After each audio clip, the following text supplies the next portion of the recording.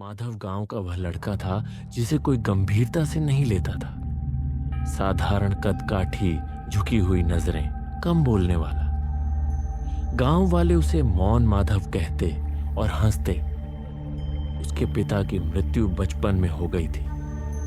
मां खेतों में मजदूरी करती। माधव दिन भर खेत संभालता, शाम को किताबें पढ़ता, पुरानी फटी हुई किताबें जो गांव के स्कूल से चुराई हुई थी।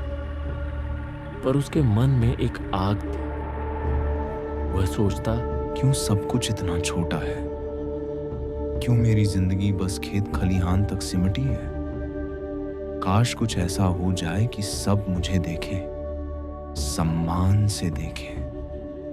वह सुबह जब वह बैलों को हाँकते हुए खेत की मेड़ पर चलता तो आसमान की तरफ देखता। बादलों के पीछे छिपा सूरज उसे लगता था जैसे कोई बड़ा रहस्य है जो बस उसे छूने की देर है। एक शाम सूरज ढलते ढलते लाल हो गया था। हवा में ठंडक घुल रही थी। माधव खेत से लौट रहा था, कंधे पर कुल्हाड़ी टिकी हुई।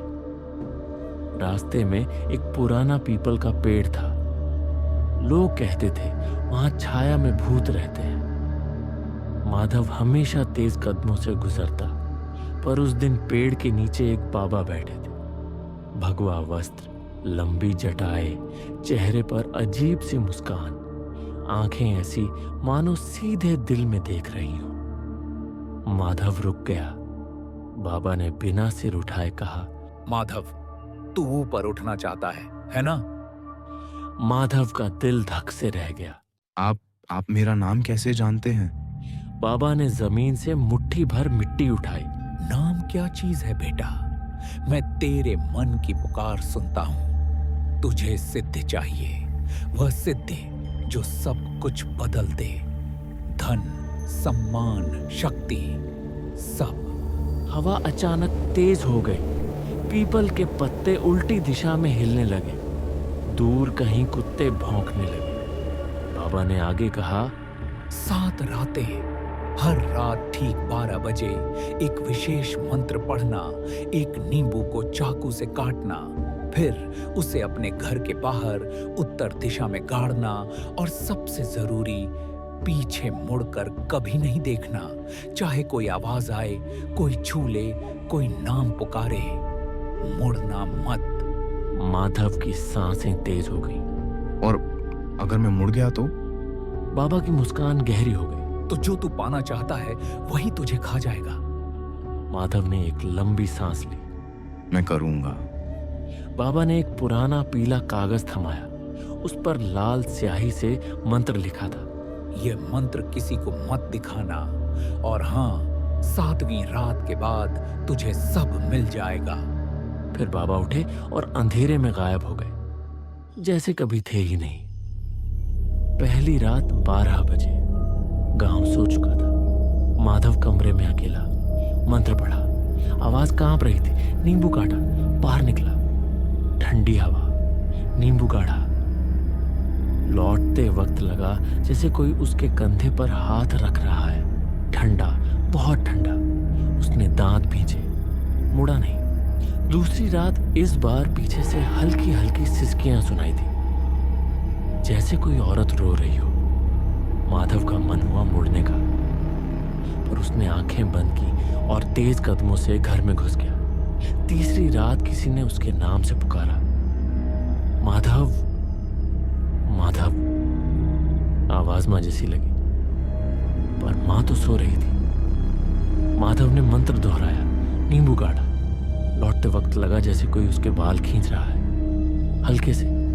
चौथी रात इस बार घिसटने की आवाज, छ छ छ, जैसे कोई लंगड़ाता हुआ उसके पीछे चल रहा हो। माधव की पीठ पर पसीना आ गया। उसने खुद से कहा, नहीं देखूंगा, नहीं देखूंगा।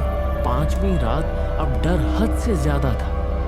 नींबू काटते वक्त उसका हाथ कांप रहा था। जैसे ही नींबू गाड़ने लगा, पीछे से गहरी भारी सांसें सुनाई दी। गर्म सांसें, बहुत करीब, उसके कान के पास। माधव, देख तो। वह दौड़कर घर में घुसा, दरवाजा बंद किया। पूरी रात सो न सका। छठी रात आसमान पर बादल छाए थे, बिजली कड़क रही थी। माधव बाहर निकला। मंत्र पढ़ते वक्त उसकी आवाज टूट गई। नींबू गाड़ते वक्त लगा जैसे जमीन हिल रही है। पीछे से हंसी की आवाज आई। माधव ने आंखें बंद की, दौड़ा। 7वीं रात, सबसे काली रात। गांव के कुत्ते एक साथ चीखने रोने लगे। हवा में अजीब सी गंध, जैसे सड़ा हुआ फूल। माधव बाहर निकला, हाथों में नींबू, चाकू। 12 बज गए। मंत्र पढ़ा। आवाज अब भी कांप रही थी। नींबू काटा। जैसे ही उसे जमीन में गाड़ने लगा, नींबू उसके हाथ से फिसल गया, घुटनों के बल गिरा, जमीन पर लुढ़क गया। माधव का चेहरा सफेद पड़ गया। पीछे से घिसटते कदम। छिप छिप, बहुत करीब। वह जड़ हो गया, सांस अटक गई। जमीन पर उसकी परछाई दिखी और उस परछाई के ऊपर एक और परछाई। लंबे बिखरे बाल, लंबे नाखून, आकार इंसान जैसा, पर नहीं। कौन है? माधव आवाज निकली, बस फुसफुसाहट। पीछे से हल्की ठंडी हंसी। अगर आपको हमारी वीडियो अच्छी लगी हो तो चैनल को सब्सक्राइब करो, और अगर आपके पास कोई रियल हॉरर स्टोरी हो तो कमेंट में बताओ। शायद अगली कहानी आपकी हो।